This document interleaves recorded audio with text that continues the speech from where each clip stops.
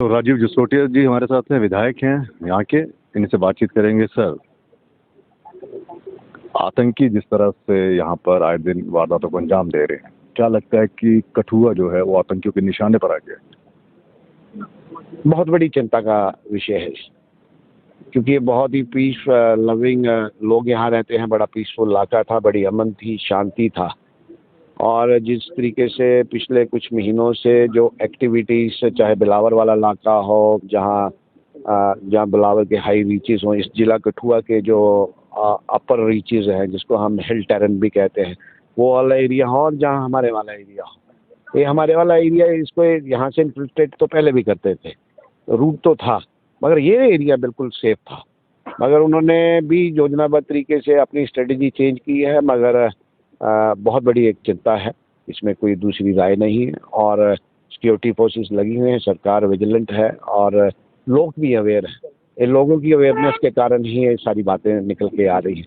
ये तो वो शायद अपने कार्य करके आगे को निकलते बनते, मगर लोग अवेयर थे इसके। और इधर एक चौकी भी है, बड़ा दूर दराज का इलाका है, पहली बार कनेक्टिविटी हुई है। लास्ट स्टेशन है इस हमारे वाली साइड का, दूसरी तरफ बिलावर है। तो एक चिंता तो है, और इस चिंता से मिलजुल कर ही निपटना पड़ेगा। सरकार कार्य कर रही है, पैरामिलिट्री फोर्सेस, आर्मी, सारे लोग लगे हुए हैं, सिविल और पुलिस एडमिनिस्ट्रेशन सब लगे हुए हैं, और लोग भी सहयोग कर रहे हैं। क्या लगता है कि आतंकी अब पुराने उन रूट्स को दोबारा से रिवाइव कर रहे हैं, दोबारा से इस इलाके की तरफ जो है वो टारगेट उनकी नज़र में है कि हाँ, क्योंकि पहले भी होता रहा है? निस्संदेह जो एक्टिविटीज़ पिछले 5-6 महीने में देखने को मिली हैं, और जो रिजल्ट, जो आउटकम्स हमारे सामने हैं, तो वो जो आप पूछ रहे हैं उसकी तरफ इशारा करता है। तो देखते हैं कि, मगर जिस तरीके से हमारा फोर्सेस काम कर रही हैं, कोई बड़ी चिंता का विषय नहीं है। मगर फिर भी एक चिंता तो है। एक पीसफुल एरिया को डिस्टर्ब करना, स्ट्रेटेजिकली मूव करना, और इस इलाके में एक दहशत भरा माहौल बनाना, ये बहुत बड़ा एक चिंता है। हीरानगर के सन्याल में भी आतंकी देखे गए, क्या आपको लगता है कि ये वही आतंकी यहाँ पर? अब देखिए कि हो सकता है, क्योंकि जो ये रूट है ये सीधा ऐसे ही कनेक्ट करता है। और इससे भी बड़ी चिंता ये है कि अगर वही लोग इधर शिफ्ट हुए हैं, तो बगैर किसी गाइडेंस के ये लोग इतनी जल्दी इतना रास्ता तय करके, आप भी चल के आए हैं सुबह से, आपको गाड़ी से पहुंचने में यहाँ कितना समय लगा होगा, और 1-2 दिन के इंसिडेंट्स में अगर पैदल चल के आना, एक बहुत बड़ा सवालिया निशान है कि कोई ना कोई लोकल गाइडेंस कह लीजिए, लोकल सपोर्ट कह लीजिए, कोई कुछ ना कुछ तो है। वाकई लोकल सपोर्ट आपको लगता है कि है? क्योंकि इतने दिन अगर रह रहे हैं, तो कोई ना कोई इनको खाना पहुंचा रहा है, कुछ ना कुछ ऐसी चीजें हैं जो सर्वाइवल के लिए। स्वाभाविक है कि सर्वाइवल के लिए हर चीज चाहिए होती है, तो कुछ तो है।